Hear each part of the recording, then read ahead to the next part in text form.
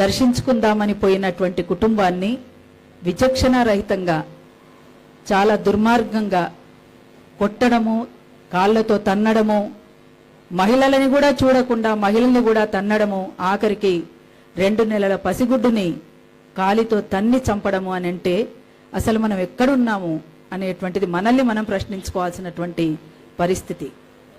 ఇది ఇన్నేళ్ల స్వతంత్ర భారతంలో అసలు ప్రజాస్వామ్యం ఉందా లేదా అనేటువంటిది చాలా మంది మాట్లాడుతున్నటువంటి విషయం. ఇక్కడ ఇంత ఘోరమైనటువంటి ఘటన జరిగితే ప్రభుత్వం స్పందించకుండా ఉండడం అనేటువంటిది ఇంకో ఘోరం. అసలు ప్రభుత్వమే దిగి వచ్చి వెంటనే ఆ బాధితులకు మేము అండగా ఉంటాము, నిందితులను శిక్షిస్తాము అనేటువంటి విషయం పైన చాలా స్పష్టంగా మాట్లాడాల్సి ఉండే.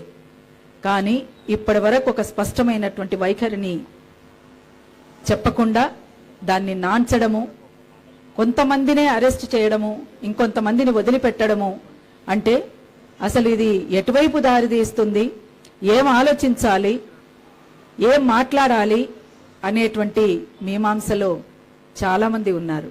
ఏది ఏమైనా ఆ కుటుంబానికి మాత్రం ఖచ్చితంగా న్యాయం జరగాల్సిందే, నిందితులను శిక్షించాల్సిందే.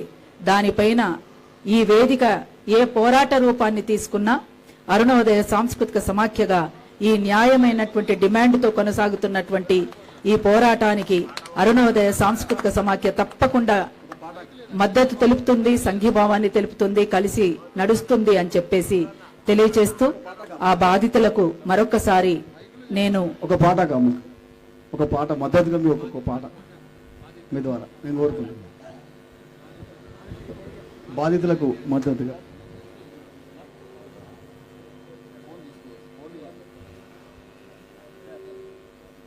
అక్కకు కొంచెం అనారోగ్యంగా ఉంది, అందులోని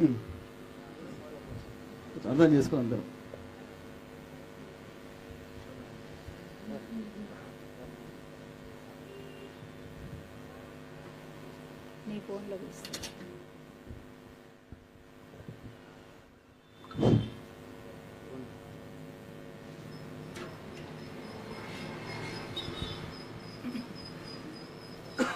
అంటే ఈ సమాజం ఏమైపోతుంది, ఎటువైపు దారి తీస్తుంది,